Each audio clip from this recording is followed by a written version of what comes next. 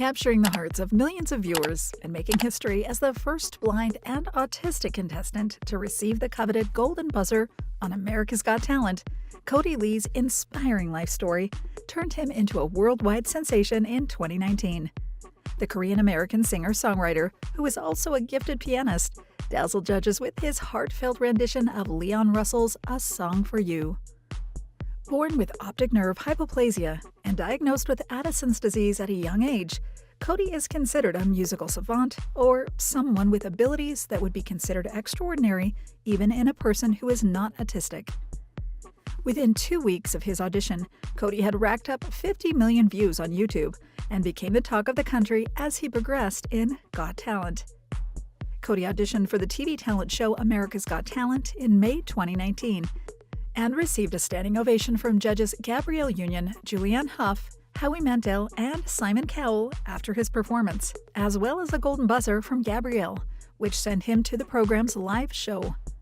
With Kodi already amassing a loyal fan base within days of the audition airing, NBC and other news outlets began reporting on every detail of his life, thus making him a more relatable figure. In the quarterfinals, Kodi received yet another standing ovation after his version of Simon and Garfunkel's Bridge Over Troubled Water, and passed to the semifinals with flying colors. Despite there being plenty of competition at that stage, Kodi was announced as one of the season's 10 finalists after his rendition of Callum Scott's You Are the Reason. In the series finale that aired in September 2019, Kodi was the star of the night as he performed You Are the Reason for the second time, alongside special guest Leona Lewis. Kodi was announced as the winner by a landslide at the end of the show, thus becoming the first developmentally disabled person to win America's Got Talent. As recently as January 2022, Kodi fulfilled one of his lifelong dreams by becoming a Las Vegas headliner in the cast of America's Got Talent Live.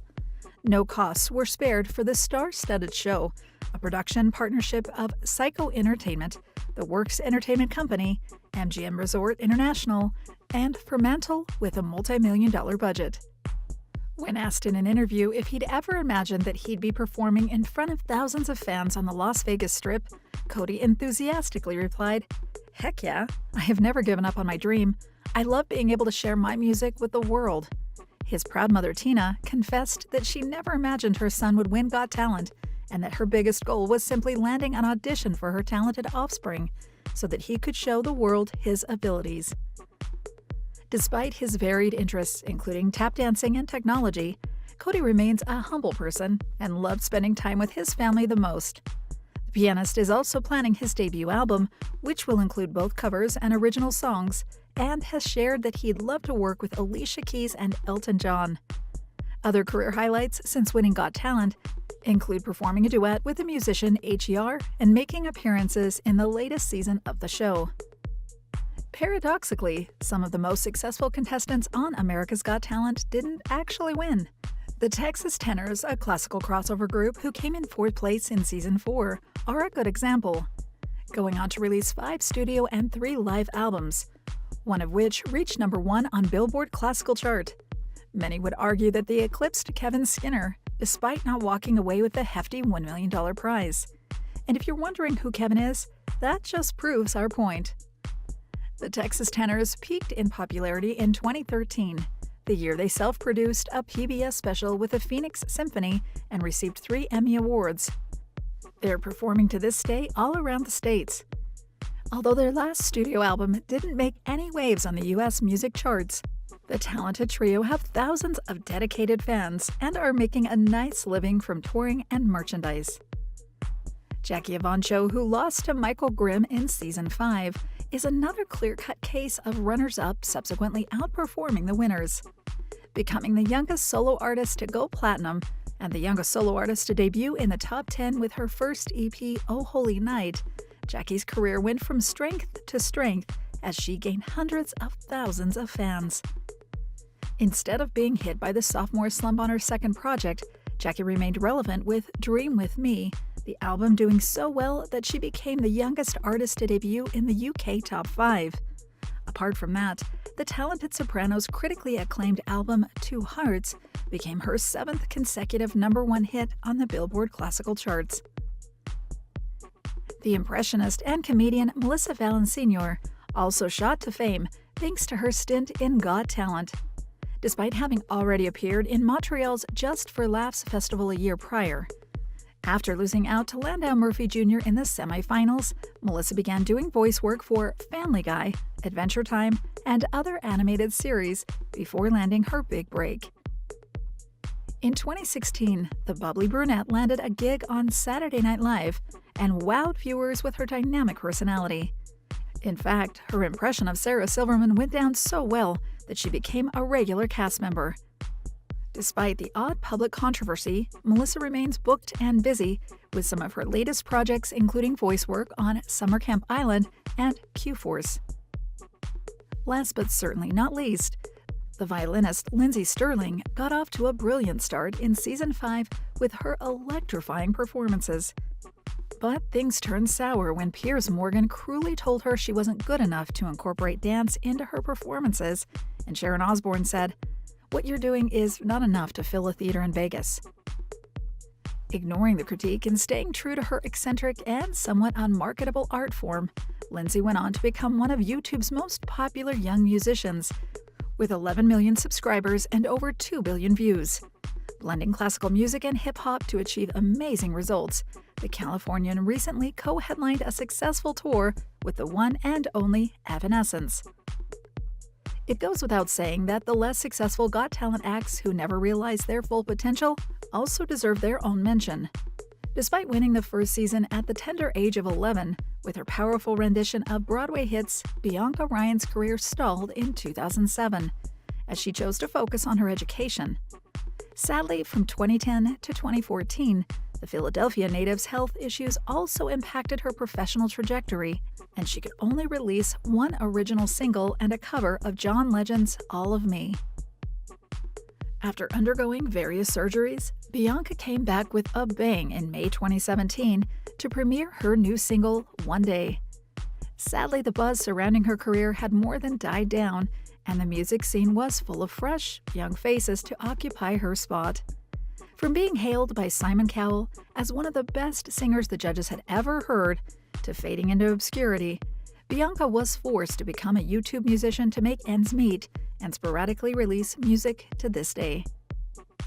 Neil E. Boyd became yet another inspirational story after overcoming his bleak upbringing in conditions of poverty, earning a degree in music, and entering the third season of Got Talent to stun the judges and public with his version of Puccini's Nessun Dorma, having developed a passion for opera music thanks to the Three Tenors and other groups. Neil was a fan favorite from the beginning and was hailed as a hero after taking home the $1 million prize. Neil was also a generous soul who donated to charitable causes and created a legacy at Southeast Missouri State University, his alma mater. Celebrating his experience at the university and with the aim of supporting future students, he created the Neil E. Boyd Endowment Scholarship in Performing Arts, which is awarded annually to a student in financial need who meets a GPA requirement and other targets. Tragically, Neil never became a mainstream musical act because he died of complications stemming from liver disease. In a statement, Got Talent said, "We are very saddened to hear that one of our AGT family members has passed away. Our hearts are with Neil's loved ones during this difficult time." As for Kevin Skinner, who was mentioned earlier, the Season 4 winner is perhaps one of Got Talent's most tragic stories of unrealized potential. A humble chicken Skinner, born in the Dublin community of Graves County, Kentucky, Kevin began playing the guitar at age 12 and learned how to sing and compose music from his musician father, Joe. With his ruggedly handsome appearance and lively personality, Kevin enamored fans with his performance of Garth Brooks' If Tomorrow Never Comes, with 3 judges voting yes and sending him directly to the Vegas round. Despite not performing in said round, Kevin's audition was good enough for the judges to send him to the quarterfinals, where he played the guitar and sang Bob Dylan's Make You Feel My Love. In the semifinals, Kevin's rendition of Brenda Lee's Always on My Mind earned him a standing ovation from peers. The famously picky judge boldly claimed that Kevin was able to move an audience in a way that he'd never seen before on the show, adding that the Kentucky native was one of his favorites to win. Despite missing the odd note in his next performance, Pierce called Kevin a diamond in the rough, and Sharon compared him to Bob Dylan and Mick Jagger, other musicians who don't need a perfect voice to become successful. Once again, Kevin received a standing ovation and received enough votes in the finale to be placed in the top 5. Upon receiving the 7-figure prize, which was put into an annuity to be paid out over 40 years, Kevin headlined a show in Las Vegas, performed in The Tonight Show with Conan O'Brien and The Ellen DeGeneres Show, and began working on his eagerly awaited debut album. His debut CD, Long Ride, was released on St. Patrick's Day 2010, with the album coming 6 months later. Shockingly, the album failed to chart, despite Kevin's best efforts. After releasing an equally unsuccessful follow-up, Kevin Skinner Live and Unplugged, in 2011, the musician gave up on his dreams and went back to his day job. He's shown no interest in performing or reviving his career since. An honorable mention goes to Grace VanderWaal, one of the only winners to break the Got Talent curse and keep her name in the media spotlight. The singer-songwriter and actress, whose Golden Buzzer audition has the second highest number of views in AGT history, became the youngest performer to win since Bianca at just 12 years old. The vivacious adolescent began her musical career on YouTube and performing at local open mic nights, making sure to stand out from other contestants by singing her original material. Just 3 months after winning season 11 of AGT, Grace released her first EP, Perfectly Imperfect, via Columbia Records. Less than a year later, she delighted fans with her first full-length album entitled Just the Beginning, and by then had already showcased her stage presence with performances at Madison Square Garden, the opening and closing of the 2017 Special Olympics World Winter Games, and various benefit concerts. Some accolades Grace has earned through sheer hard work include the Radio Disney Music Award for Best New Artist, a Teen Choice Award, and a coveted spot in Billboard magazine's 21 Under 21 list of young music stars with promise.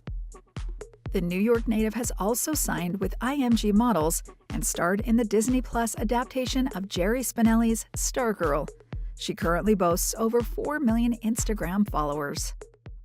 Thank you for spending some time with us. Make sure to like and subscribe so you never miss another video. We also handpick these videos, which we recommend you watch next. You can talk to us on all social medias or ask a question in the comments below. Thank you for being with us, and we'll see you back tomorrow.